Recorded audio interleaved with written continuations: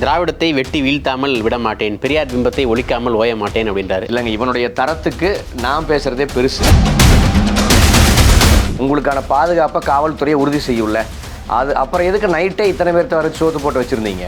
பயம் அவரை தொற்றிக்கொண்டது. இல்லாட்டி ஒருத்தருடைய வீட்டில் அனுமதி இல்லாமல் இருக்க முடியுமாங்க?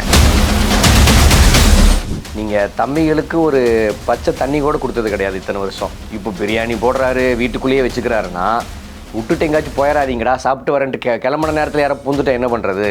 சோத்தை போட்டு இவனுக்கு இங்கேயே வைங்கிற அடிப்படையில் தானே இவ்வளோ எஃபெக்ட் போட்டீங்க. கூட இருக்கவங்க வந்து சித்தப்பா பெரியப்பா அண்ணனமே இருக்காங்கன்னு பார்க்குறேன். இல்லாட்டி என்ன பண்ணுவாராம்? பெரியாரையே ஒருத்தன் கை நீட்டி பேசின பிறகு எவனா இருந்தாலும் எதிரி தான். சீமான் சொல்றது பெரியாரோட வீடுகள் அம்பேத்கரோட போட்டோவே இருக்காது. நீங்க வேணா போய் செக் பண்ணி பாருங்க. வர சொல்லுங்க, அவனை வர சொல்லுங்க, எங்க வீட்லயே இருக்கு.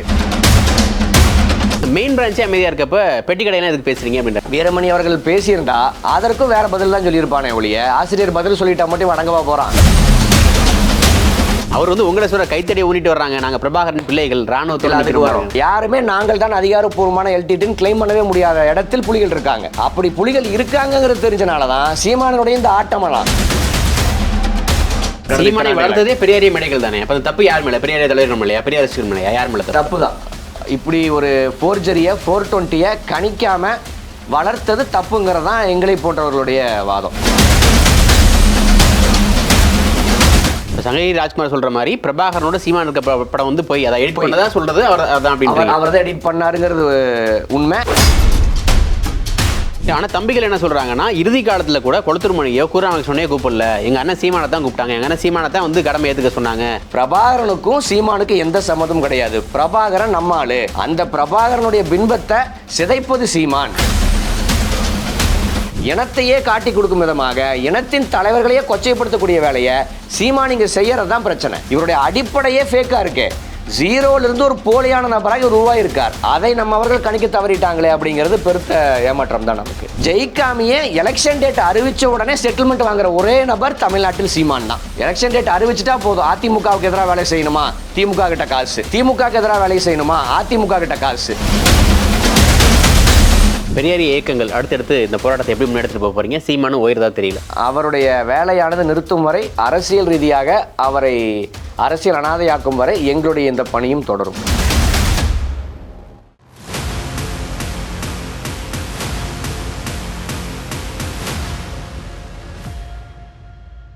ஒன்னிந்திய அரசியல் நேயர்களுக்கு வணக்கம். இன்றைய அரசியல் களம் நிகழ்ச்சியில் நம்மோடு இணைந்திருப்பது தந்தை பெரியார் திராவிட கழகத்தின் மாநில மாணவரணி ஒருங்கிணைப்பாளர் அதர்மம் மனோஜ் அவர்கள். சார் வணக்கம். வணக்கம். நேற்று சீமான் பேசிய கருத்துக்கள், பெரியாரை பற்றி சீமான் பேசிய அவதூறுகளுக்கு எதிராக நீங்கள் ஒரு போராட்டத்தில் ஈடுபட்டீங்க. சீமான் என்ன சொல்கிறாருன்னா, 32 இயக்கம் சேர்ந்து 300 பேர் தான் சேர்ந்தாங்க, போராடினவங்களோட காவலர்களோட எண்ணிக்கை அதிகம், இவங்க போராடி என்னை முதலமைச்சர் ஆக்க விட மாட்டாங்க போல, மெயின் பிரான்ச்சே அமைதியாக இருக்கப்போ இவங்களுக்கு என்ன பிரச்சனை அப்படின்னு கேட்குறேன். இல்லை, அவர் வாய்க்கு வந்ததெல்லாம் கேட்பார், சாப்பிட்டுட்டு ஜீரணமாகறதுக்கு என்ன பண்ணுறதுன்னு தெரியாமல். இந்த எதிர்ப்பை எப்போதே காட்டியிருக்க வேண்டும். இப்போது காட்டின பிறகு சீமானிடம் ஒரு பதட்டம் வெளிப்பட்டிருக்குங்கிறதா உண்மை. அவர் இத்தனை அமைப்புகள் ஒரு பொருட்படுத்தவே இல்லைன்னா, நீங்கள் தம்பிகளுக்கு ஒரு பச்சை தண்ணி கூட கொடுத்தது கிடையாது இத்தனை வருஷம். இப்போ பிரியாணி போடுறாரு, வீட்டுக்குள்ளேயே வச்சுக்கிறாருன்னா விட்டுட்டு எங்கேயாச்சும் போயிடாதீங்கடா, சாப்பிட்டு வரேன்ட்டு கிளம்புன நேரத்தில் யாரை பூந்துட்டா என்ன பண்ணுறது? சோத்தை போட்டு இவனுக்கு இங்கேயே வைங்கிற அடிப்படையில் தானே இவ்வளோ எஃபெக்ட் போட்டீங்க. இது நீங்கள் பொருட்படுத்தவே இல்லைங்க. காவல்துறையை விட நாங்கள் குறைவு. இவர் வாதப்படி நாங்கள் குறைவு தானே, உங்களுக்கான பாதுகாப்பை காவல்துறையை உறுதி செய்யுள்ள அது அப்புறம் எதுக்கு நைட்டே இத்தனை பேர்த்த வர சோத்து போட்டு வச்சுருந்தீங்க? பயம் அவரை தொற்றிக்கொண்டது. இல்லாட்டி ஒருத்தருடைய வீட்டில் அனுமதி இல்லாமல் இருக்க முடியுமாங்க? அண்ணன் அவங்களா வந்தாங்க அண்ணனை பார்க்கறதுக்காக. சரி வரும், எப்போ நான் பார்த்துக்கிறேன், நான் உலகமாக மாவிக்கிறேன், எனக்கு எதிர்கொள்றதுக்கு எனக்கு தெரியும் அனுப்பிச்சு விட வேண்டியதானே. எதுக்கு சோத்தை போட்டு வச்சிங்க? இத்தனை நாள் நீங்கள் சோறு போட்டது கிடையாது இல்லை. நீங்கள் இப்படி ஒரு விஷயம் நீங்கள் பார்த்துருக்கீங்களா? இத்தனை வருட சீமானினுடைய அரசியல் வரலாற்றில் கட்சி தொண்டர்களை வர வச்சு வீட்டில் சோறு போட்டு ஏதோ நிகழ்ச்சி காது குத்து அதுக்கெல்லாம் பண்ணுவார். சம்மந்தமேலாம் எதுக்கு இத்தனை பேர்த்த பராமரிச்சிங்க? பயம் தொற்றிக்கொண்ட காரணத்தால் தான் இந்த வேலையை செய்திருக்கார். ஆனால் வெளியில் அம்பலமாயிருங்கிறக்காக இந்த வீரவசனத்தை பேசுகிறாருங்கிறது தான் உண்மை. அவர் உளறலுக்குள்ளே அப்புறம் போவோம். முதல்ல இந்த 10 ஆண்டுகளை எத்தனையோ தடவை சீமானானவர் பெரியாருக்கு எதிரான அவதூறுகளை பரப்பியிருக்கார். இந்த முறை என்னென்னா சென்சிட்டிவாக நீங்கள் பெரியார் அக்காவோடு தங்கையோடு உறவுகொள்ள சொன்னார் அப்படின்னு அவர் கை வைத்த விடயம் நல்லது, அதை நான் வாழ்த்துறேன். இல்லாட்டி இன்னும் நம்ம அவர்கள் எப்பா அவன்லாம் ஒரு ஆளாப்பா விடுப்பான்ட்டு இருந்திருப்பாங்க. நம்ம அவர்களை சீண்டி விட்டு சீமானுக்கு எதிராக திருப்பி விட்ட பெருமை சீமானைத்தான் சாரும். அந்த வகையில் நமக்கு மகிழ்ச்சி தான். ஆனால் அவர் இதோடு நிறுத்த மாட்டார். நேற்று ஒரு ஆர்ப்பாட்டம், உடனே சீமான் நிறுத்திட்டு போகிற நபர் கிடையாது. ஏன்னா ஆர்எஸ்எஸ் கிட்ட வாங்கின காசுக்கு ஜஸ்டிஃபை பண்ணணும். அதனால் தொடர்ச்சியாக இந்த வேலையை செய்வார். என்னன்னா அவருடைய வேலையானது நிறுத்தும் வரை, அரசியல் ரீதியாக அவரை அரசியல் அனாதையாக்கும் வரை எங்களுடைய இந்த பணியும் தொடரும். இல்லை கூட இருக்கவங்க வந்து சித்தப்பா பெரியப்பா அண்ணன் தம்பியா இருக்கான்னு பார்க்குறேன். இல்லாட்டி என்ன நடக்கிறதே பண்ணுவாரா? வேற. என்ன பண்ணுவாரா? இல்லை இல்லாட்டி என்ன நடக்க யாரு சித்தப்பாங்கிறாரு? யார் அண்ணன் தம்பி? கூராமகிருஷ்ணன், குளத்தூர் மணி இவங்கள தான் சொல்கிறேன் நினைக்கிறேன். சரி, இல்லாட்டி என்ன பண்ணிடுவாரு? அதனால எதுவும் பண்ண பெரியாரே முடியாது. இவனுக்கு எதிரியா? பெரியார் வேண்டாமா? அப்புறம் நாங்களே எப்படி இவனுக்கு அண்ணன் தம்பி? பெரியார் தான் எங்களுக்கு எல்லாமே. பெரியாரையே ஒருத்தன் கை நீட்டி பேசின பிறகு எவனா இருந்தாலும் எதிரி தான். இந்த மாமா மச்சான், அண்ணன் தம்பி இதெல்லாம் அவனுடைய அரசியல் ஸ்டண்ட்டுன்னு தான் பார்க்க வேண்டியது இருக்குது. நீங்கள் பெரியாரினுடைய மாணவர்கள் நாங்கள், பெரியாரினுடைய கொள்ளு பேரன்கள் நாங்கள். பெரியாரே இவனுக்கு வேண்டாமா, அப்புறம் நாங்கள்லாம் எதுக்கு இவனுக்கு? இதெல்லாம் சும்மா மீடியா முன்னாடி ஏதோ பேசணுமே அப்படின்னு பேசுகிறதா? இந்த மைண்ட் செட்டில் எப்போ இருந்தாருன்னா, காலையில் வாக்கிங் போயிட்டு வர்றப்போ கூலாக அப்படியே ஹேண்டில் பண்ணுற மாதிரி வந்திருக்கிறலாம் மாமா சித்தப்பன் கதை பேசிட்டு காலையில் போய் 10 இட்லி முடிங்கிட்டு வர்றக்குள்ளே இங்கே சூழல் வேறையாக மாறிடுச்சு. என்ன அவங்க எதிர்பார்த்ததுங்க இயக்கங்கள்னால் ஒரு 10-20 பேர் இருப்பாங்க, அதிகபட்சம் ஒரு 100 பேர் 200 பேர்னு. 3000 பேருங்கிறது அவங்களே எதிர்பார்க்காத ஸ்ட்ரென்த்து தான். நீங்கள் அதன் பிறகு நீங்கள் 11 மணிக்கு மேலே கொடுத்த அவருடைய பேட்டிகள்லாம் பாருங்களேன். அப்போ பழையபடி ஆக்ரோஷமாக மாறிட்டார். ஆக அந்த ஆக்ரோஷம் தான் எங்களுடைய வெற்றி அப்படின்னு தான் பார்க்க வேண்டியது இருக்குது. வழக்கு போட்டாங்கல்ல, நான் வந்து ப்ரூவ் பண்ணி காமிக்கிறேன், அங்கே கொடுத்துக்கிறேன் ஆதாரத்தை அப்படிங்கிறாரு. ஆதாரம் வச்சிருக்கேன். இல்லை வழக்கு நீ எங்கே பேசுன? மீடியாவில் பேசுகிற அப்படின்னா மீடியாவில் ஆதாரத்தை வெளியிட வேண்டியது தானே. ஒரு விஷயம் சொல்கிறாங்கன்னா அதற்கு எதிர்த்தரப்பு மறுப்பு தெரிவிக்குது. அதற்கான ஆதாரத்தை கொடுனா, நேர்மையான நபர்னா ஒன்று ஆதாரத்தை கொடுக்கணும். இந்தாப்பா ஆதாரம், நான் பொய்யெல்லாம் சொல்லன்னு சொல்லணும். ஆதாரம் உங்ககிட்ட இல்லைன்னா, ஆதாரம் எங்கிட்ட இல்லைன்னு மன்னிப்பு தானே கேட்கணும். நான் கோர்ட்டில் தான் போய் சொல்லுவேன். டெய்லியும் போய் பேசிகிட்டு இருக்கியே, டெய்லியும் பேசுகிற பொய்க்காச்சு ஆதாரம் கொடுக்கணும்ல. கோர்ட்டில் கேஸ் போட்டதுங்கிறது குறிப்பிட்ட அந்த விடயத்துக்கான வழக்கு தான். மற்ற விஷயங்கள்லாம் அப்படியே தானே ஃப்ரெஷ்ஷாக இருக்குது. அதற்கு மறுப்பு சொல்லல. இப்போ சீமான் பேசின எல்லா விஷயமே அவதூறாக தான் பார்க்குறீங்களா, இல்லை பெரியார் வந்து ஒரு காலகட்டத்தில் அப்படி பேசியிருந்தாரு, ஒரு காலகட்டத்தில் திருத்திட்டு இப்படி பேசிட்டார் அப்படின்னு விளக்கங்கள் இருக்கா உங்கள்கிட்ட? இல்லை, இப்போ என்ன நாங்கள் சீமான் பேசுறது பெரியாருடைய எழுத்துக்கள் இருக்கா இல்லையா அவர் பேசினதான் எடுத்து பேசுகிறேன். ரெண்டாவது நான் ஃபஸ்ட்டு என்னங்கிறேன், எல்லா தலைவர்களை விமர்சிக்கணும்னு முடிவு பண்ணிட்டா யாருமே விதிவிலக்கு கிடையாது. இப்போ என்ன பெரியாரையே விமர்சிக்க சொல்லுங்களேன், தாராளமாக என்னால் விமர்சிக்க முடியும். அம்பேத்கர் விமர்சிக்க சொன்னால் நான் விமர்சிப்பேன் 1/2 மணி நேரம். விடுதலை புலிகளை விமர்சிக்க சொன்னால் 1/2 மணி நேரம் விமர்சிக்கலாம். கியூபா விடுதலை விமர்சிக்க சொன்னால் நான் விமர்சிக்கலாம். விமர்சனம் என்பது யார் வேணால் வைக்கலாம். ஆனால் ஒரு அரசியல் களத்தில் இருந்து கொண்டு ஒரு இனப்பற்றோடு எப்படி செயல்படணுங்கிறது இருக்குது. நீங்கள் இதே சீமான் சொல்லியிருக்கார், பெரியாருக்கும் அம்பேத்கருக்கும் முரண் இருக்குது, நீங்கள் எப்படி 2 பேரும் ஒன்றுன்னு சொல்லலாம்னு அவர் சொல்லியிருக்காருல்ல. அதன் அடிப்படையில் முரண்களானது இருக்குது. நீங்கள் மொழிக் கொள்கையில், நீங்கள் தேசிய இன பார்வையில், இந்தியத்தின் மீதான பார்வையில் 2 தலைவர்களுக்குமான முரண் இருக்குது. அப்படின்னா இங்கே இருக்கக்கூடிய பெரியார் இயக்கங்களும் திராவிடர் இயக்கங்களும் அம்பேத்கரை விமர்சித்து எத்தனை புத்தகங்களை வெளியிட்டிருக்காங்க? எந்த தலைவர் பெரியாரோட அம்பேத்கர் இந்த விடயங்கள் முரண்படுகிறார் அப்படின்னு எந்த பெரியார் இயக்க தலைவர்களாச்சும் இது வரைக்கும் அம்பேத்கர் விமர்சிச்சிருக்காங்களா? முரண் இருக்குது, விமர்சனங்கள் இருக்குது. ஆனால் அம்பேத்கர் அவருடைய நோக்கம் உன்னதமானது. இங்கே நோக்கம் என்னங்கிறதான் பார்க்கணுமே ஒழிய, நான் ஒரு விடயத்தை என்னால் எளிமையாக விமர்சிக்க முடியுமா, விமர்சிப்பதற்கான வாய்ப்பு இருக்கான்னு தேடினா யாருமே இங்கே தப்பிக்க முடியாது. அம்பேத்கரை நான் விமர்சிப்பது கிடையாது, விமர்சிக்க வேண்டிய தேவை கிடையாது. ஏன்னா அவருடைய நோக்கம் சரி. நீங்கள் ஒருத்தருடைய வழிமுறை ரிசல்ட் வேறையா இருக்கலாம், ஆனால் நோக்கம் உன்னதமானது அப்படிங்கிறது தான் இங்கே நான் பார்க்க வேண்டியது இருக்கு. நீங்கள் சீமான் சொல்றது பெரியாரோட வீடுகள் அம்பேத்கரோட போட்டோவே இருக்காது, நீங்கள் வேணா போய் செக் பண்ணி பாருங்க. வர சொல்லுங்க, அவனை வர சொல்லுங்க, எங்கள் வீட்டிலே இருக்கு. நீங்கள் பெரியாருக்கு எதிராக அம்பேத்கரை நிறுத்துவது, பெரியாருக்கு எதிராக பிரபாகரன் அவர்களை நிறுத்துவது, Periyar versus VOC, Periyar versus Vallalar, Periyar versus Muthuramalinga Thevar, Periyar versus Mookaiah Thevar, கடைசிக்கு பெரியார் விசஸ் ஆணைமுத்து வரைக்கும் வந்தாச்சு. ஆக ஒற்றை தலைவனை வீழ்த்துவது எப்படின்னு தெரியாமல் இத்தனை பேர்த்த வாடகைக்கு வாங்கிட்டு வந்துட்டு எதிர்க்க வேண்டிய இடத்துல அவங்க தான் இருக்காங்க அப்படின்னு தான் பார்க்க வேண்டியது இருக்குது. சரி, இப்போ நீங்கள் ஒரு ஆர்ப்பாட்டம் பண்ணுறீங்க, சீமான் வந்து அதை கொச்சைப்படுத்துறாரு. அவர் கொச்சைப்படுத்துறது என்னன்னா, மெயின் பிரான்ச்சே அமைதியாக இருக்கப்ப பெட்டி கடையெல்லாம் எதுக்கு பேசுறீங்க அப்படின்றார். மெயின் பிரான்ச்னு திராவிட கழகத்தை சொல்றாரு, வீரமணியா பேச மாட்டாரு அப்படின்றாரு. வீரமணி அவர்கள் பேசியிருந்தா அதற்கும் வேற பதில் தான் சொல்லியிருப்பானே ஒழிய, ஆசிரியர் பதில் சொல்லிட்டா மட்டும் வணங்கவா போகிறான்? நீங்கள் அந்த மீடியாவை அவன் சமாளிக்கணுங்க. நீங்கள் இப்போ மைக்கு 10 பேர் மைக்கு நீட்டுறாங்க, அந்த மீடியாவிடம் தப்பிச்சு எப்படியாச்சும் வீட்டுக்குள்ளே ஓடிடணும். இதற்கு பதில் சொல்கிறான்னா அவங்க வந்து சொல்லணும் பாரு, இருகரம் நோக்கி நான் விவாதத்துக்கு தயார்னு சொன்னார். அதன் தொடர்ச்சியாக அண்ணன் கோவை ராமகிருஷ்ணன் விவாதத்துக்கு தயார்னார். திருமுருகன் காந்தி சொன்னார். எங்களை போன்ற ஊடகங்கள் அறிவித்தோம். வர வேண்டியதானா? ஏன் வரலன்னு கேட்டால் தகுதியானவங்களோட தான் விவாதம் பண்ணுவேன் அப்படின்னு அதை அப்படியே மாற்றிடுறது. என்னோட தம்பி தங்கை வேணா வருவாங்க. ஆமாம், சரி, நாளைக்கு ஆசிரியர் சவாலுக்கு ஓகேனா, ஆசிரியர் வாதத்தில் உன்னை வென்றுட்டாரு, உங்ககிட்ட ஆதாரம் இல்லைன்னா காலில் அங்கே சாஷ்டாங்கமாக விழுந்து மன்னிப்பு கேட்டுட்டு கட்சியை கலைச்சிருவியா? அதெல்லாம் பண்ண மாட்டாங்க. சும்மா இதை மட்டுப்படுத்தணும்னா அதுதான் எனக்கு சரி, ஏன் மெயின் பிரான்ச் வரல அப்படின்னு இப்படி பேசுவதெல்லாம் மடைமாற்றும் வேலை தான். இவர்கள் தன்னை எதிர்க்கிறாங்க, இந்த எதிர்ப்புலேருந்து தப்பிப்பதற்கு அவங்கள வர சொல்லு அப்படிங்கிறதெல்லாம் ஒரு எஸ்கேபிசம் அப்படின்னு தான் பார்க்க வேண்டியது. எஸ்கேபிசமாக இருந்தால் கூட அவர் சொல்கிற அதை எப்படி பார்க்குறீங்க? ஏன் ஒன்று சேர்றதுல என்ன பிரச்சனை? இல்லை பேசுகிறேன்னு மற்றவங்களே பேசுகிறாங்க. இல்லைங்க, இவனுடைய தரத்துக்கு நான் பேசுறதே பெருசு. வேற வழி இல்லாமல் கட்சியோட ஒருங்கிணைப்பாளர் சொல்லணும்னு இருந்தேன். இல்லை உண்மையில் வேண்டாம். இல்லை வேற வழி இல்லாமல் நான் தந்தை பெரியார் திராவிட கழகத்தை சேர்ந்தவன். நான் திராவிடர் கழகத்துக்கு போகலாம், திடலுக்கு போகலாம், அங்கே இருக்கக்கூடிய தலைவர்களை பார்க்கலாம், எங்களுக்குள்ள எந்த முரணும் கிடையாது. இதில் அவங்க கலந்துக்காத இவன் ஒரு மனுஷனாவே அவங்க மதிக்க வேண்டாம் அப்படிங்கிற முடிவில் இருக்காங்கிறதோட வெளிப்பாடே ஒழிய எங்களுக்குள்ள முரணை ஒற்றுமை இல்லைங்கிறதெல்லாம் பார்க்க வேண்டிய அவசியம் இல்லை. இல்லை, இப்போ நீங்கள் பேசி என்னை முதலமைச்சராக விட மாட்டாங்க, இவங்கெல்லாம் பேசி முதலமைச்சராக விட மாட்டாங்க அப்படின்றது கிட்டத்தட்ட பப்ளிசிட்டி மாதிரி தானே போய் முடியுது சீமான். இல்லை, நீங்கள் பார்ப்பன லாபி சீமானை வளர்த்துடும்னு எப்பவும் முடிவு பண்ணிட்டாங்க. நாம் நினைச்சாலும் நினைக்காட்டியும் விரும்பினாலும் விரும்பாட்டியும் மீடியாக்கள் சீமானை கொண்டாடும். மீடியாக்களின் செல்ல குழந்தையா சீமான் மாறிட்டார். நீங்கள் சீமான் டெய்லியும் ப்ரெஸ் மீட் கொடுக்குறார், எல்லா ப்ரெஸ் மீட்டும் லைவ் செய்யப்படுகிறது, எல்லாமே செய்தியாகிறது. ஆக சீமானை வளர்த்து விடணும்னு பார்ப்பன லாபி எப்போதும் முடிவு பண்ணிட்டாங்க. நாம் எதிர்ப்பதால் சீமானினுடைய வளர்ச்சி இருக்க போகிறது கிடையாது. இப்போ எதிர்க்க தொடங்கி எடுப்பது என்பது சீமானினுடைய அழிவு காலத்துக்கான தொடக்கம் அப்படின்னு வேணால் வச்சுக்கலாம். இது பப்ளிசிட்டி கிடையாது. நேற்று வந்திருப்பது என்பது சீமானை அரசியல் ரீதியாக அம்பலப்படுத்தி அரசியல் அனாதையாக்குவதற்கான நகர்வின் தொடக்கம் அப்படின்னு தான் பார்க்க வேண்டியது இருக்குது. நீங்கள் அவர் மீசையில் மண் ஓட்டினாலும் மண் ஓட்டலன்னு சொல்லக்கூடிய நபர் தான். அவருக்கு தெரியும் இது எந்த அளவுக்கு பாதிப்பை ஏற்படுத்தியுள்ளது. உளவியல் ரீதியாக அவர் எந்த அளவுக்கு நேற்று தூங்கியிருக்க மாட்டார். அண்ணன் ஜிம்முக்கெல்லாம் போயிட்டு ஜிம்முக்கெல்லாம் போவார், வீராவேசெல்லாம் பேசுவார், நைட்டு தூங்கியிருக்க மாட்டார். நீங்கள் சீமானுக்கு வேண்டியப்பட்டவங்க நெருங்கிய ஆட்கள்கிட்ட கேட்டு பாருங்கள், இன்னைக்கு தூங்க மாட்டார், அடுத்த ஒரு வாரம் தூக்கம் கெட்டு திரிவார். ஏன்னா அங்கே அந்த அளவுக்கு அவருக்கான அபிஷேகங்கள் நடந்திருக்கு. ஆக அது என்னைக்கு அவர் மறக்க மாட்டார், அது நிச்சயம் பாதிப்படைவார். இல்லாட்டினா ஒரு சின்ன பையங்க. அபிஷேகம்னு எதை சொல்றீங்க? அவர் உங்களை சொல்ற கைத்தடியை ஊனிட்டு வர்றாங்க, நாங்கள் பிரபாகரன் பிள்ளைகள் ராணுவத்தில் அதுக்கு வரோம். பிரபாகரன் பிள்ளைகள்ங்கிறாரு. பிரபாகரனுக்கும் ஈழ விடுதலைக்கும் இவருக்கும் முதல்ல என்ன சம்பந்தம்?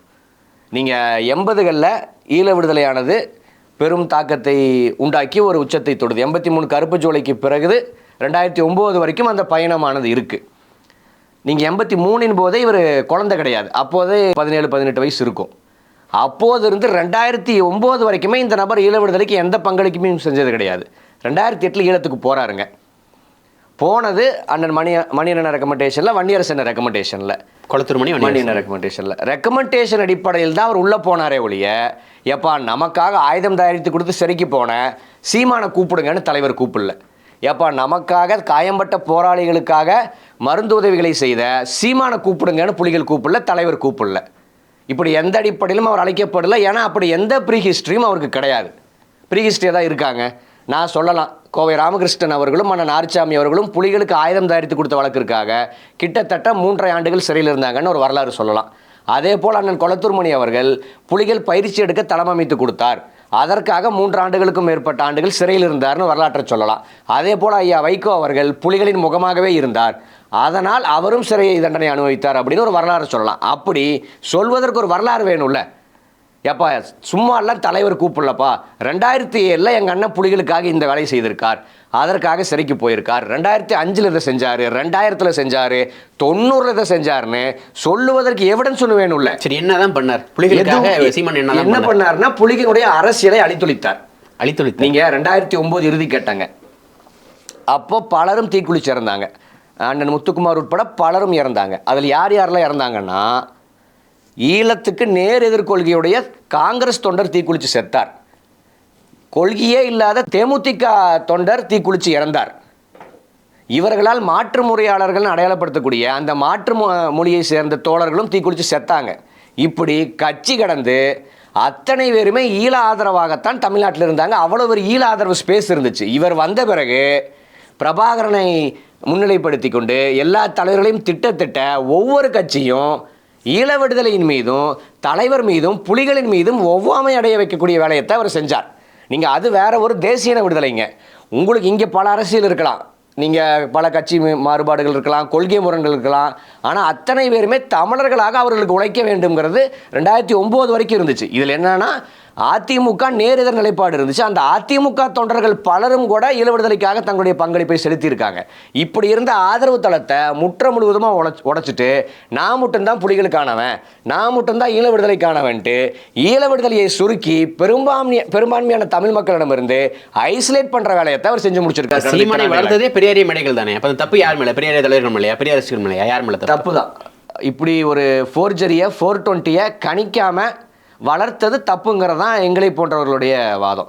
வளர்த்தது கூட பரவாயில்ல, அவன் எதிராக போறாங்கும்போது ஆரம்பத்திலேயே கிள்ளி எறியாமல் விட்டு வைத்தது இவ்வளவு பெரிய சமூக விரோதியாக இனத்துரோகியாக மாறுவாங்கிறத கணிக்க தவறிய தலைவர்களை நாங்களும் கேட்டிருக்கோம். சரி, என்னதான் நடந்துச்சு ஈழத்தில்? குளத்தூர் ரெக்கமெண்டேஷனில் போறாரு. போயிட்டு என்னதான் பண்ணார்? உங்க கூற்றுப்படி சொல்றேன், போயிட்டு என்னதான் பண்ணார்? போனதை எதன் அடிப்படையில் அழைக்கப்படுறாருனாங்க, மணியண்ணனிடமும் அண்ணன் வன்னியரசு அவர்களிடமும் உங்களுக்கு தெரிஞ்ச திரைத்துறையில் தோத்த டைரக்டர் கூப்பிடுங்கிறாங்க. எந்த தோத்த டைரக்டர் தான் கமிட்மெண்ட் இருக்காது.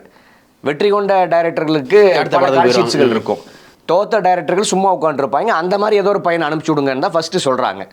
அப்படி இவர்களுக்கு ஒரு அழைப்பு வந்திருக்குங்கிறத எப்படியோ மோப்பம் முடிச்சுட்டு நானும் ஒரு தோத்த டைரக்டர் தான், என்னை அனுப்பிச்சி வைங்கன்னு காலில் கையில் விழுந்து அதன் பிறகு தான் சீமானை அனுப்பி வைப்போம் அப்படின்னு லிஸ்ட்டு கொடுத்து புலிகளிடம் அறிவிக்கிறாங்க. எங்களுக்கு தெரிஞ்ச பையன் ஒருத்தர் இருக்கான், சில ஆண்டுகளாக எங்கள் மேடையில் பேசுகிறான், அங்கே அழைச்சிக்குவாங்கன்னு இவங்க ரெக்கமெண்ட் பண்ணி அங்கே போகிறார். அங்கே போனது படம் எடுக்க போய் அங்கே எல்லாளன் போன்ற படங்கள் எடுக்கப்பட்டுச்சு. அந்த படம் எடுக்க தகுதி இல்லாத நபர்னு சீமானுக்கான அந்த வாய்ப்பே அங்கே கொடுக்கப்படலை. நீங்கள் எதற்காக அழைக்கப்பட்டாரோ அந்த வாய்ப்பே சீமானுக்கு கொடுக்கப்படலை. கடைசியில் எனக்கு படம் எடுக்கிற வாய்ப்பு தான் நீங்கள் கொடுக்கல, தலைவரை தூரத்தில் என்னாச்சு பார்த்துட்டு வந்துடுறாங்க அப்படின்னு மணியண்ணனிடம் மறுபடியும் அங்கேருந்து சேட்டலைட் ஃபோனில் பேசுகிறார். சேரலாதன் அவர்களுடைய ஃபோனை வாங்கி பேசி மணியண்ணனும் நம்ம மேடையில் நல்லா பேசுகிற தம்பி தானே அப்படின்ட்டு சரி சேரலாதன்கிட்ட ஃபோனை கொடுக்க வச்சு தலைவரை பார்க்குறக்கு ஒரு 5 நிமிஷம் டைம் கொடுத்துருங்க அப்படின்னு சொன்ன உடனே நமக்காக உழைத்த சிறைக்கு போன மணி என்ன சொல்கிறாரு, தவிர்க்க முடியலையா அப்படிங்கிற அதன் அடிப்படையில் தான் புலிகள் பகுதிக்குள்ளே கூட்டு போகிறாங்க. அப்படி போய் தலைவரை ஒரு 5 நிமிடம் மேக்ஸிமம் பார்த்துருக்கலாம். 5 நிமிடமே குறைவுங்க. ஏன்னா ஒரு 8 நிமிடம் டைம் ஒதுக்குறாங்கன்னா 3 கட்ட பாதுகாப்பை தாண்டி தான் தலைவரிடம் நெருங்கவே முடியும். அந்த பாதுகாப்பு சோதனைகள்லேயே 10 நிமிஷம் போயிடும். வந்து நின்று நல்லா இருக்கீங்களா, எப்படி இருக்கீங்கன்னு இவ்வளோ தான் கேட்க முடியும். நின்று ஒரு ஃபோட்டோ, அந்த ஃபோட்டோவுமே இவர் கைக்கு வரல. ஏன்னா இவர் நாட்டுக்கு போய் திரும்பி வந்த பிறகு நம் தலைவர்களிடம் ராமகிருஷ்ணனிடம் மணியண்ணனிடம் எப்படியாச்சும் அந்த ஃபோட்டோ கேட்டு வாங்கி கொடுத்துருங்க. நாங்கள் ஃபோட்டோ எடுத்தாங்க, காப்பி எனக்கு கொடுக்காம துரத்தி விட்டாங்க, நீங்கள் கேட்டு வாங்கி கொடுங்கன்னு கேட்டு இவர்கள் அப்படி அப்ரோச்சே பண்ணல அந்த ஃபோட்டோ கொடுங்கன்னு. அதன் பிறகு 2009 இறுதிக்கட்டம் வருது, எல்லாம் முடியுது. 2010 தான் இப்படி ஒரு ஃபோட்டோ வருது. ஆக இவங்க அப்ரோச் பண்ணி சீமானுக்கு ஃபோட்டோவே வாங்கி கொடுக்கல. அந்த ஃபோட்டோ ஃபேக்குன்னு தான் சங்ககிரி ராஜ்குமார் அவர்கள் சொல்கிறார். இப்போ சங்ககிரி ராஜ்குமார் சொல்கிற மாதிரி பிரபாகரனோட சீமான் இருக்க படம் வந்து போய் அதை எடிட் பண்ணதா சொல்கிறது அவர் தான் எடிட் பண்ணாருங்கிறது உண்மை. ஆனால் இவர் பிரபாகரனை சந்தித்தாருங்கிறது உண்மை. அதில் நமக்கு மாற்றுக்கிறது கிடையாது. நம்ம என்ன கேள்வி எழுப்புறோம்னா, சந்திச்சிங்க, ஃபோட்டோ எடுத்தீங்க, ஆனால் நீங்கள் கதையாடுவது போல புலிகளுடைய நன்மதிப்பை பெற்ற சீமான், தலைவரனுடைய அன்புக்கு பாத்திரமான சீமான்ங்கிற அளவுக்கெல்லாம் அங்கே ஒன்றுமே கிடையாது. துப்பாக்கி சுடும் பயிற்சி, ஆமை கறி, ஆமை ஓடு, அது போயின்றீங்களா? அது இல்லைங்க. உண்மைனா அதற்கான ஆதாரம் வேணும்ல. இப்போ நான் ஒன் இந்தியாவுக்கு வர்றேன், இது 3rd ஃப்ளோர் 4th ஃப்ளோர் கூட்டு வந்துட்டீங்க, சும்மா ரோட்டில் வர ஒருத்தனை 4th ஃப்ளோர் வரைக்கும் விட்டுருவீங்களா? ஒரு அறிமுகம் வேணும்ல, என்னை யாருன்னு தெரியணும், என்னை பேட்டி எடுத்து போட்டால் என்ன ஆகுங்கிறது உங்களுக்கு தெரியும். எல்லாம் தெரிஞ்சு தானே எனக்கு இந்த வாய்ப்பை கொடுக்குறீங்க. இல்லை, அவங்க ஒரு எவிடன்ஸ் எல்லாம் காமிக்கிறாங்களே சார். பாலு மாஸ்டர்னு ஒருத்தர் பேசுகிறதா போடுறாங்க. இல்லை அதெல்லாம் 2009க்கு பின்னாடி நடந்த வெட்டல் ஒட்டலுங்க. நான் கேட்குறது ஃபோட்டோ விடுங்க, ஆடியோ விடுங்க, எதுவும் நீங்கள் பண்ண வேண்டாம். 2008க்கு முன்னாடி இதை செஞ்சேன்னு சொல்கிறக்கு என்னங்க? 2007 இதை செஞ்சப்பா, 2006 இதை செஞ்சேன் புலிகளுக்காக, 2005 இதை செஞ்சேன்னு அப்படியே 83 வரைக்கும் கூட டைம் எடுத்துக்குவாங்க. 1983 வரைக்கும், 83 to 2008 இவ்வளோ பெரிய காலத்தில் எப்போ ரொம்ப வேண்டாம், ஒரு 10 நாள் ஜெயிலில் இருந்தேன்னு சொல்லுங்களேன். வருஷ கணக்கில் வேண்டாம், ஒரு 10 நாளுங்க. நீங்கள் வெடிகுண்டு செஞ்சு கொடுக்க வேண்டாம், காயம்பட்ட போராளிகளை காக்க வேண்டாம், இதெல்லாம் பெரிய வேலை.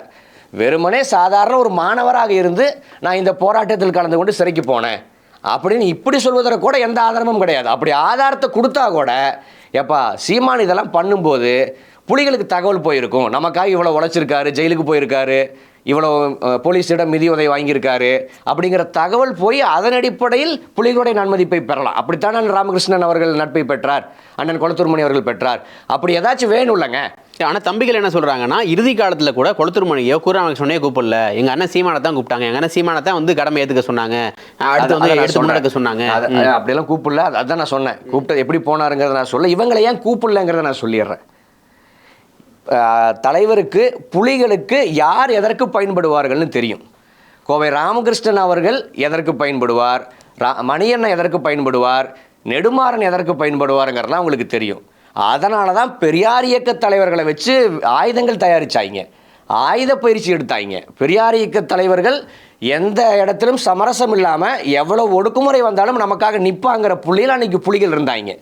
புலிகள் முதல்ல ஏன் கூப்பிட்றாங்க, நாங்கள் வெறும் கௌரவிக்கிறதுக்காக கிடையாது, தங்களுக்காக உழைச்சிட்டு இருக்கிறவங்கள கூப்பிட்டுட்டு எங்கள் நாட்டினுடைய நிலைமை பாருங்கள், மக்கள் எவ்வளோ துன்பப்படுறாங்கன்னு பாருங்கள், நீங்கள் இப்போது உழைப்பதை விட அதிகமாக எங்களுக்கு உழைங்க அப்படிங்கிற உத்வேகத்தை கொடுக்குறக்காக தான் கூப்பிட்றாங்க.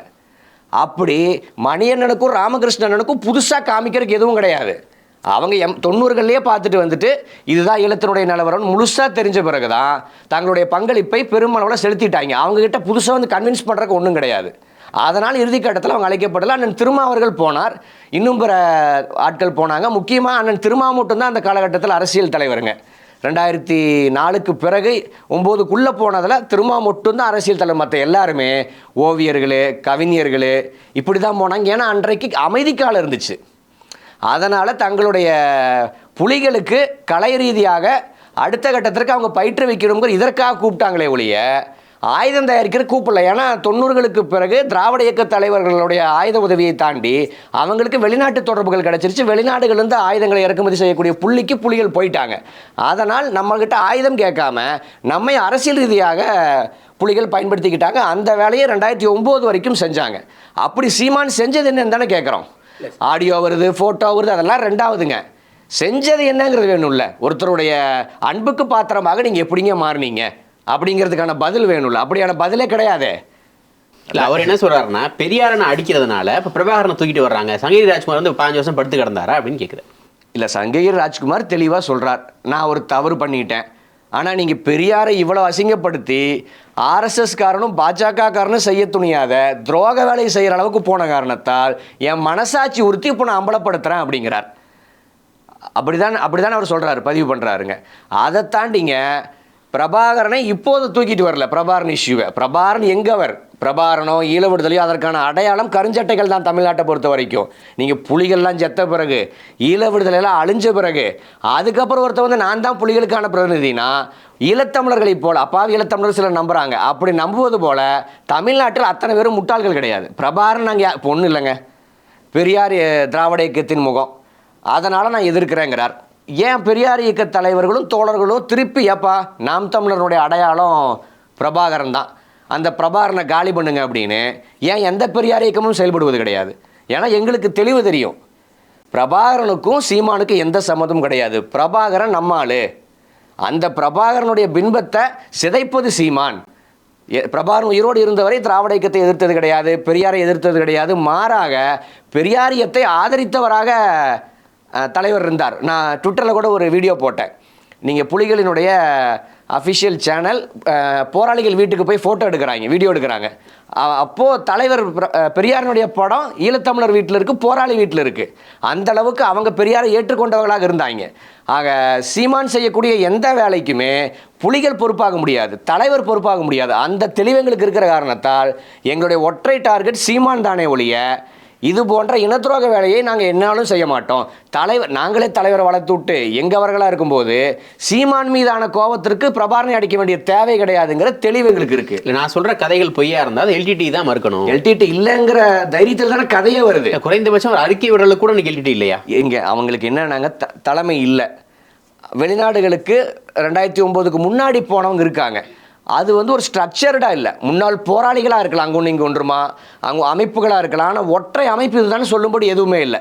நீங்கள் 10க்கும் மேற்பட்ட அமைப்புகள் இருக்காங்க. யாருமே நாங்கள் தான் அதிகாரப்பூர்வமான எல்டிடின்னு கிளைம் பண்ணவே முடியாத இடத்தில் புலிகள் இருக்காங்க. அப்படி புலிகள் இருக்காங்கிறது தெரிஞ்சனால தான் சீமானுடைய இந்த ஆட்டமெல்லாம். இல்லை, அவர் அப் டு டேட் வரையும் சொல்கிறாரு சார். இப்போ எங்கள் அண்ணி வந்து முன்னாடி ஆஸ்திரேலியா இருந்தாங்க, இப்போ டென்மார்க்கில் இருக்காங்க, என் மச்சானோட பேசிகிட்டு இருக்கேன் அப்படின்னு எல்லாமே இது வரைக்கும் பேசிகிட்டு இருக்காரு. எந்த அண்ணிங்க? மதிவதனியை சொல்கிறார். மதிவதன் உயிரோடு இருக்காருன்னு டிக்ளேர் பண்ணுறாரா? எங்கள் அண்ணின்னு சொல்கிற ஒரு பேட்டியில் சொல்கிறாரு. இல்லை, அவர் என்ன சும்மா வாய்க்கு வந்ததை சொல்லுவாருங்க. ஈழத்தமிழர்கள் எல்லாத்தையும் நீங்கள் அப்படி தானே எப்பா எங்கேயோ இருக்கிற தம்பி நம்மளை உறவாக ஏற்றுக்குச்சில்ல அப்படின்னு காசு போடுவாங்கிறதுக்காக பிட்டுகள் தான் இதெல்லாம். நீங்கள் அவர் சீமானோட மிகைப்படுத்தி சொல்கிறீங்களான்னு கேட்குறாங்க. மிகைப்படுத்தி சொல்கிறதுக்கு ஒன்றும் கதை இல்லை, வரலாறு கற்பனை சொல்லி பேச முடியாது அப்படின்ட்டு.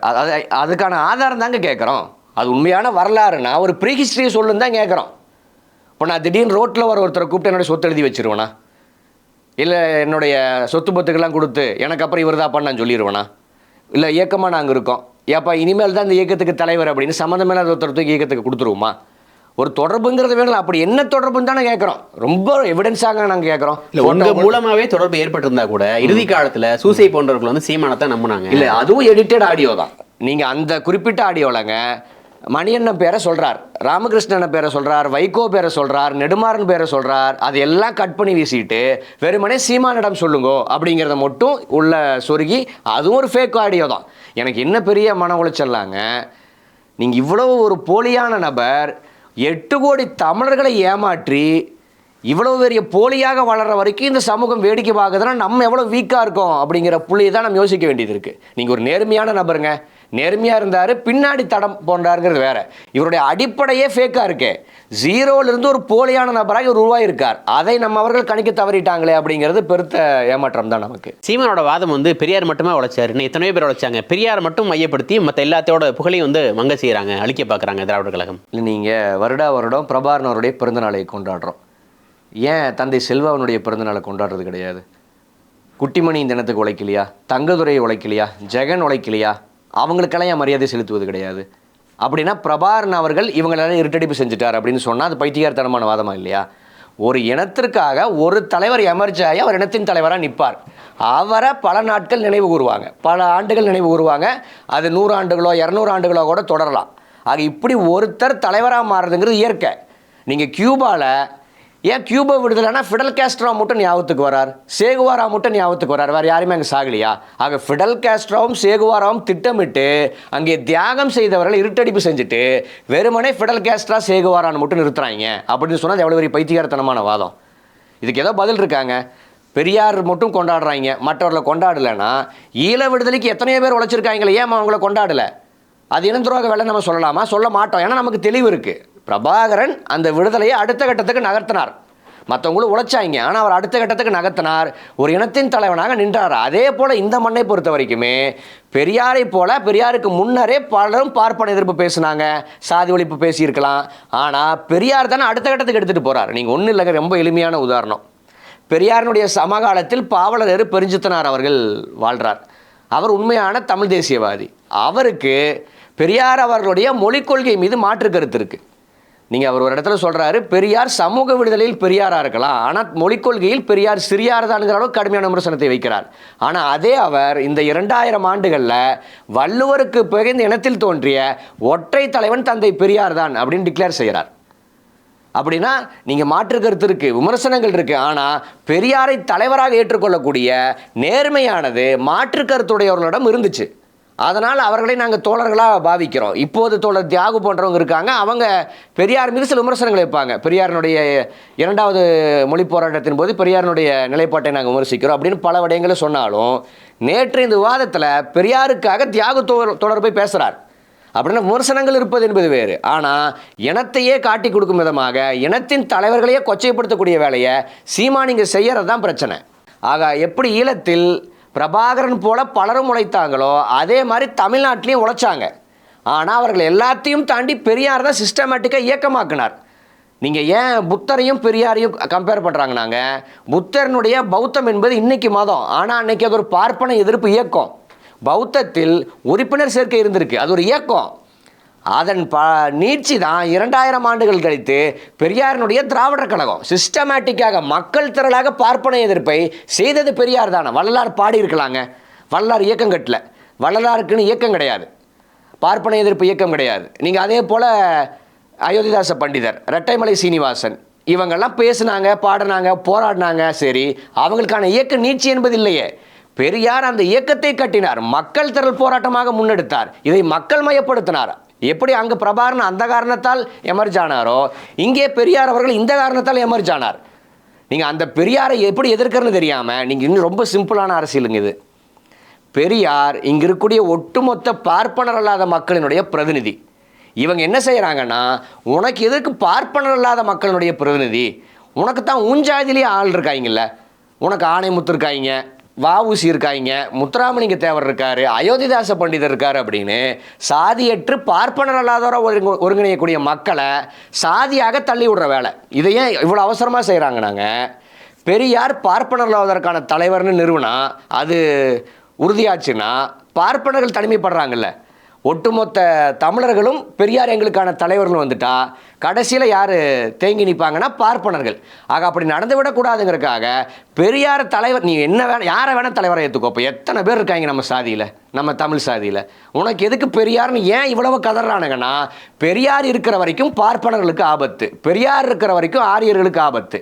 ஆக அதன் காரணமாகத்தான் பெரியாரை எப்படியாச்சும் ரீப்ளேஸ் பண்ணுங்கிறதுக்காக இத்தனை உருட்டுக்கள், இத்தனை பொய்கள், இத்தனை வாதங்கள், இத்தனை இந்த கும்பல் வைக்குது அப்படிங்கிற முடிவுக்கு தானே வர வேண்டியது. அண்ணாமலையோட வரவேற்பு, ஹெச்ராஜோட வரவேற்பு, தமிழிசை சவுந்தரராஜன் வரவேற்பு எல்லாம் அதுதான் குறிக்குது. அப்படிதான் பார்க்க வேண்டியது. குருமூர்த்தியோட வரவேற்பு நீங்க சொன்னீங்க ஒரு லிஸ்ட், அந்த லிஸ்ட் ஆசிரியரை பாராட்டி இவ்வளவு பேர் ஆர்கனைஸ் ஆயிடுவாங்களா? ஆசிரியரோட இந்த நகர்வு செமையா இருக்குங்க அப்படின்னு பாராட்டிடுவாங்களா? ராமகிருஷ்ணனை பாராட்டிடுவாங்களா? கொளத்தூர் மணியனை பாராட்டிடுவாங்களா? சுப்புவியாவை பாராட்டிடுவாங்களா? எதிரிடமிருந்து பாராட்டு வருதுன்னா என்ன அர்த்தம்? நீ விளை போயிட்டேன்னு அர்த்தம். ஆக இத்தனை பேர் ஒருங்கிணைந்து சீமானை ஆதரிக்கிறாங்கன்னா சீமான் எப்போதே விலை போயிட்டார், இப்போது அம்பலமாக இருக்கார் அப்படிங்கிறதா. இன்றைக்கு சீமான் எதிர்ப்பை இத்தனை பேர் பண்ணுறோம். நாம் பல ஆண்டுகளாக பண்ணிகிட்டு இருக்க சீமான் ஒரு இன துரோகிங்கிறத தொடர்ச்சியாக பல ஆண்டுகளாக நாம் சொல்லிகிட்டு இருக்கோம். இன்னைக்கு அது வெகுஜன மக்களுக்கு போய் சேர்ந்துருக்கு. திராவிடத்தை வெட்டி வீழ்த்தாமல் விட மாட்டேன், பெரியார் பிம்பத்தை ஒழிக்காமல் ஓய மாட்டேன் அப்படின்றாரு. என்னதான் இல்லை, 60 வயது முதியவரான சீமான் 65 வயதில் என்ன ஆகிறார், 70 வயதில் என்ன ஆகிறாங்கிறது பார்ப்போம். அதை தாண்டி பல ஆயிரம் ஆண்டுகள் என்றைக்கு இந்த மண்ணில் கடைசி பூணூல் இருக்கிறதோ அன்றைக்கு வரைக்கும் கருஞ்சட்டைகள் இருப்பாங்க, அன்னைக்கு வரைக்கும் திராவிட இயக்கம் இருக்கும். 10 வருஷம் கழிச்சு சீமான் என்ன நிலைமையில் இருக்காருங்கிறது 10 வருடம் பொறுத்திருந்து முதலமைச்சர் ஆக்கிடுவீங்கன்றாரு. எனக்கு வார்டு கவுன்சிலர் கூட கிடையாதுங்க. இவர் கட்சி ஆரம்பிச்சு எத்தனை வருஷம் ஆச்சுங்க? 3ஆம் தனிப்பெரும் கட்சின்றாரு. பெரியாரை எதிர்த்து 3வது தனிப்பெரும். திமுகங்கிற கட்சிக்கு பின்னாடி ஒட்டுமொத்த ஜனநாயக சக்திகளும் வந்துட்டாங்க. மீதம் இருக்கக்கூடிய கட்சிகள் அதிமுகவோட கூட்டணி வச்சுட்டாங்க. ரேஸில் ஓடுனதே 3 பேர் தான். 3 பேரில் ஓடின ரேஸில் நான் மூணாவதுன்னா நீங்கள் ஒருவேளை திமுக தனிச்சு நின்று, அதிமுக தனிச்சு நின்று, விசிக தனிச்சு நின்று, மதிமுக தனிச்சு நின்று, சிபிஎம், சிபிஐ எல்லாம் தனிச்சு நின்று நீயும் அந்த ரேஸில் கலந்துக்கிட்டா நீ பெற்ற 3ஆவதை நம்மளே பாராட்டலாம். எல்லா கட்சியும் ஒரே குடைக்குள்ளே போயிட்டாங்கல்ல, 2 கட்சிக்குள்ளே எல்லா பெரும்பான்மையான கட்சிகளும் போன பிறகு தனிச்சு நிற்கிற நீ தானே உருட்டின. ரேஸில் ஓடினதே 3, அதனால தான் இந்த 3ஆவது இடம். அதை தாண்டிங்க 10 ஆண்டுகள் ஆச்சு தேர்தல் அரசியலுக்கு வந்து. 10 ஆண்டுகள் கூடுதலாக இருக்கும்.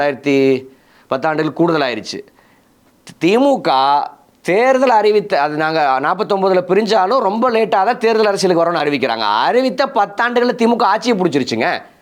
இனி ஒரு ஒத்த வார்டு கவுன்சிலர் கிடையாது. நீ முதல்ல ஒரு வார்டு கவுன்சிலர் ஜெயி, அப்புறம் மாநகராட்சி கவுன்சிலரை ஜெயி, ஒரு எம்எல்ஏவை ஜெயிச்சு காட்டு, எம்பி சீட்டை ஜெயிச்சு காட்டு, அப்புறம் இதெல்லாம் சும்மா ஊரை ஏமாத்துற வேலை.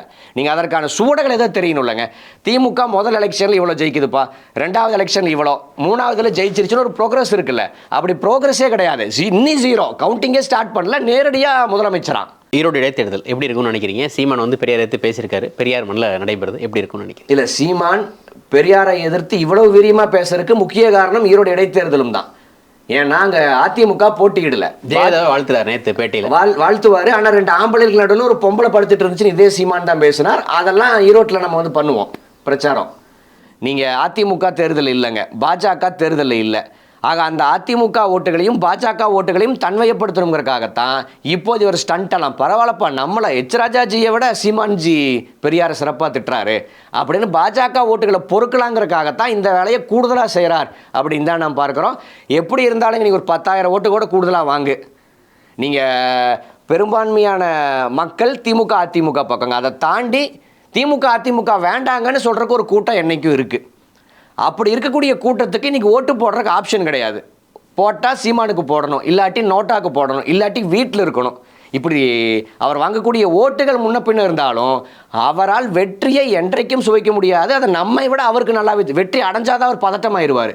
என்ன ஒருத்தர் எம்எல்ஏ ஆகிட்டான், இவன் மட்டும் வளர்ந்து நாளைக்கு கட்சி விட்டு போகிறது ஒன்று, நாளைக்கு இவன் பின்னாடி தம்பிகள் போய் இவன் கட்சியின் தலைமையேற்றா என்ன பண்ணுறது அப்படின்னு இப்படித்தான் நினைப்பார். அத்தனை பேருமே தோற்பது அவருடைய மகிழ்ச்சிக்கான காரணம். இவர் மட்டும் தோற்று வேறு யாரோ ஜெயிச்சுட்டா தூங்க மாட்டார் அன்னைக்கு. நீங்கள் வைகோ போன்றவங்க இன்னும் பிற தலைவர்கள் தாங்க எலெக்ஷனில் போட்டியிடாமல் தளபதிகளை போட்டியிட வைத்து வெற்றியடை வச்சு மகிழ்ந்த தலைவர்கள் நம்ம பார்த்துருக்கோம். ஆனால் வார்டு கவுன்சிலராக ஒருத்தர் ஜெயிச்சிட்டா கூட அதை ஜீர்ணிக்கக்கூடிய அளவுக்கு தான் சீமானனுடைய மனநிலை. ஆக அவருக்கு வெற்றிகள்லாம் பிரச்சனை கிடையாதுங்க. நீங்கள் மற்ற கட்சிகள் ஜெயிக்கணும், பதவிக்கு போகணும், அங்கே கிடைக்கிற வாய்ப்புகளை வச்சு செட்டில் ஆகலாம், சம்பாதிக்கலாம். ஆனால் ஜெயிக்காமையே எலெக்ஷன் டேட் அறிவித்த உடனே செட்டில்மெண்ட் வாங்குற ஒரே நபர் தமிழ்நாட்டில் சீமான் தான். எலெக்ஷன் டேட் அறிவிச்சிட்டா போதும், அதிமுகவுக்கு எதிராக வேலை செய்யணுமா திமுக கிட்ட காசு, திமுகவுக்கு எதிராக வேலை செய்யணுமா அதிமுக கிட்ட காசு, அதே போல் பாஜகவிடம் காசு. இப்படி எலெக்ஷன் டேட்டை வைத்து எலெக்ஷனில் தான் நிற்பதன் மூலியமாகவே கல்லா கட்டக்கூடிய ஒரு தலைவராக சீமான் இருக்கும்போது வெற்றியெல்லாம் அவருக்கு தேவை கிடையாது. அது எதிரோ படத்தில் காமெடி வரும், நீங்கள் கல்யாணம் பண்ணி ஓமகுண்டத்தில் உட்காந்து அதுக்கப்புறம் ஃபஸ்ட் நைட் பண்ணுறேங்க, நான் டேரெக்டாக ஃபஸ்ட் நைட் பண்ணிக்கிறேன்னு ஒரு காமெடி வரும். அந்த மாதிரி இவர் எப்படின்னா, நான் கஷ்டப்பட்டு ஜெயிச்சு பதவிக்கு போய் அதுக்கப்புறம் சம்பாதிக்கிறது ரொம்ப ரிஸ்க்குப்பா, இப்படி ஓட்ட பிரிக்கிற மூலியமாகவும் இனத்துரோக வேலை செய்வதன் மூலியமாகவே எனக்கு செட்டில்மெண்ட் வருது, இது ரொம்ப எளிமையாக இருக்குது, வாயை வாடகை கூட்டு பிழைக்கிறது அப்படிங்கிற முடிவுக்கு சீமான் இருப்பதால் வெற்றியை நோக்கியது அவருடைய இலக்கும் கிடையாதுங்கிறது தான் யதார்த்த உண்மை. பெரியாரி இயக்கங்கள் அடுத்தடுத்து இந்த போராட்டத்தை எப்படி முன்னெடுத்துட்டு போக போகிறீங்க? சீமானும் ஓய்றதா தெரியல. இல்லை, சீமான் ஓயாத வரை நாங்களும் ஓய மாட்டோம். நீங்கள் சீமான் போன்ற எண்ணற்றவர்களை திராவிடர் இயக்கம் பார்த்துருச்சு. திராவிடர் இயக்கத்தினுடைய தலைவர்கள் செயின் மாறிட்டே இருக்கலாம், திராவிடர் இயக்கம் அப்படியே இருக்கும், பெரியார் இயக்கம் அப்படியே இருக்கும். நாம் தமிழர் கட்சி அப்படி கிடையாது. எப்போ சீமானை காலி பண்ணிவிட்டு அந்த இடத்துல உட்காரலான்ட்டு ஒரு 10 கழுகுகள் உட்கார்ந்துட்டு இருக்கும். இதில் எவன் நம்மளை காலி பண்ண போகிறான்னு பயத்தில் சீமான் உட்காந்துட்டு இருப்பார். இந்த சகாப்தம் ஒரு 5 வருஷம் 10 வருஷம் இருக்குங்க. இது ஒரு நியூசன்ஸ் தான், எதிரியெல்லாம் கிடையாது. நியூசன்ஸ் தொல்லை தாங்க முடியல. இதுகளை காலி பண்ணிவிட்டு ஆர்எஸ்எஸ் தான் எதிரி, பாஜக தான் எதிரி. அதை நோக்கி எங்களுடைய பயணம் நடக்கணும்னா முதல் இந்த நியூசன்ஸ்களை தொலை தெரிய வேண்டிய தேவை இருக்கு. அதற்கான வேலை நிச்சயம். அவர் சொல்றாரு எனக்கு திமுக தான் எதிரி, நீங்க தான் யூசர்ஸ். அவர் சொல்லிக்கலாம். நீ தேர்தல் நிலைப்பாட்டை வைத்து தானே திமுக எதிரிங்கிற. திமுக இத்தனை இடங்களே ஜெயித்துள்ளது, நான் இத்தனை இடங்களை ஜெயிச்சிருக்கேன்னு ஏதாச்சும் ரெக்கார்டு இருக்கா? முதல்ல இவன் தான் டிக்ளேர் பண்ணிட்டு திமுக எதிரிங்கிறான். என்னைக்காச்சும் ஸ்டாலின் அவர்கள் வாயில் இருந்தோ உதயநிதி வாயில் இருந்தோ சீமானுங்கிற பேர் வந்திருக்கா? திட்டியிருக்காங்களா? சீமான் தாப்பா எதிரி, திமுக வந்து சீமானை அழித்தொழிக்கிற வேலையை வச்சுருக்கோன்னு அவங்க என்னைக்காக அறிவிச்சிருக்காங்களா? நீங்கள் நானூறு ரவுடிங்கிற மாதிரி இவர் தான் சொல்கிறாரே ஒழிய திமுக ஒரு பொருட்டாகவே கருதலை. இதில் என்னென்னா இயக்கங்களான நாங்கள் போய் நின்னதுக்கே இவ்வளோ வேர்த்து வடிஞ்சு இவ்வளவு அடியாட்களை வீட்டில் குவிச்சு இவ்வளவு பாதுகாப்போடு நீங்கள் இருக்கீங்கன்னா திமுகலாம் எதிராக திரும்பிச்சுன்னா என்ன ஆகும்னு நினச்சி பாருங்க. பல கோடி தொண்டர்களுடைய திமுக சீமானை அரசியல் ரீதியாக வீழ்த்தணும், நாம் தமிழர் கட்சியை அழித்தொழிக்கணும்னா ஓவர் நைட்டில் கட்சியே இருக்காது. ஆக அவங்க உங்களை ஒரு பொருட்டாகவே கருதவில்லைங்கிறதா உண்மை.